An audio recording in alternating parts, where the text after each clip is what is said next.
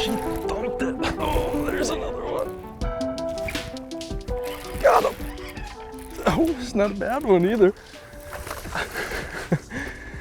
We're going up this flat just outside this nice little dark bottom bay here.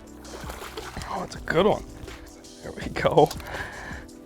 There's just a good clump of weeds along this edge here, and that's where he was sitting. Good little spot for them to kind of stage up, coming in and out of these big flats.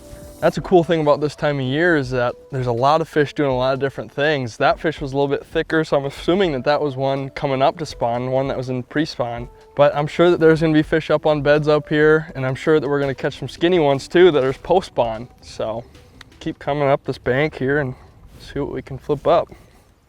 So Kobie and I have been out here for a little while now, and we've just been going around kind of feeling out the lake, and it's both completely new to us. So it's been kind of cool to kind of see how everything's setting up. And a common theme on this lake that we're noticing is that just the way that it's designed, it has a lot of pockets. Just naturally, that's, ooh, something big just came up right there. And it just has a lot of pockets, as I was saying. And those pockets obviously create the most ideal place for a lot of fish to spawn, just because the water warms up quickest. And on this particular lake, what's really cool is that around the mouth of a lot of these pockets that we're fishing, there's a lot of different vegetation, and there's also a lot of rock mixed into it. And so what we've been doing here, and where we've been having the most success, at least today, is around the mouths of these pockets. They provide awesome little spots for these fish to just kind of stage up on, whether they're pulling up into the pockets to spawn or to pull out of the pockets. And so we've just been going around, and a lot of these patches just over the side of the boat here is a really nice one, are pretty thick. So I'm just going around with this little Texas rig, 1/4 ounce weight, little lizard, can't beat it. Awesome bait that pulls through the weeds really well. And it really covers a lot of different forage for the fish, whether that's a bluegill or just a little something crawling along bottom. It covers a lot of different things, and it's just a great bait to get bit with. Got an awkward hook set. That works, he's in the boat. Another good one there. That was on just a little stick. Must have broke off a tree here behind me and fell in the water. Got him right in the top of the mouth.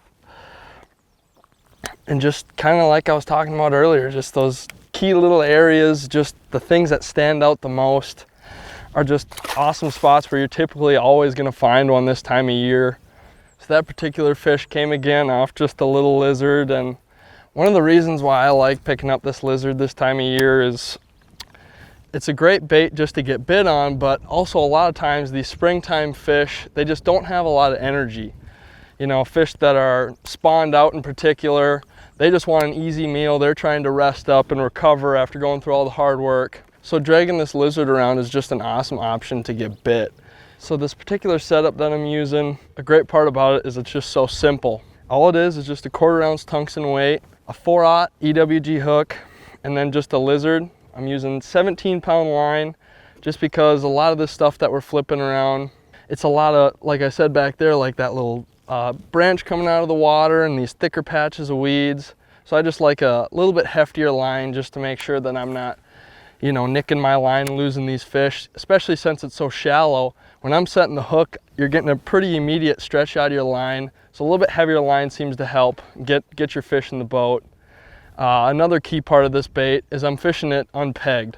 And the reason I'm doing that is because a lot of these spots, whether I'm in the mouth of these pockets or I'm up in these pockets, the bottom is a little bit softer. And if I peg that, it seems to just kind of want to rock it down into the mud, and then the fish can't see the bait, obviously. So fishing this unpegged gives your bait some freedom to just kind of float there when you flip it in and flip it around these weeds and this brush that's in the water, and just allows that bait to really look its best. There he is. Gosh, they're eating it good. Not giant ones, but can't complain. It's always fun to hit them on straight fluoro. Thicker little one. Get him back in there. So most times when I'm fishing a Texas rig, I tend to lean towards a little bit longer rods. This one happens to be a 7.4. It's a heavy action. And like I said, I'm kind of sight fishing things here. I'm looking around, looking for clumps, looking for little sticks sticking out of the water. So it's a lot more of a visual thing. And with this 7.4, the length gives me good leverage to really pull on the fish when I'm flipping in these thicker patches and get them away from this brush.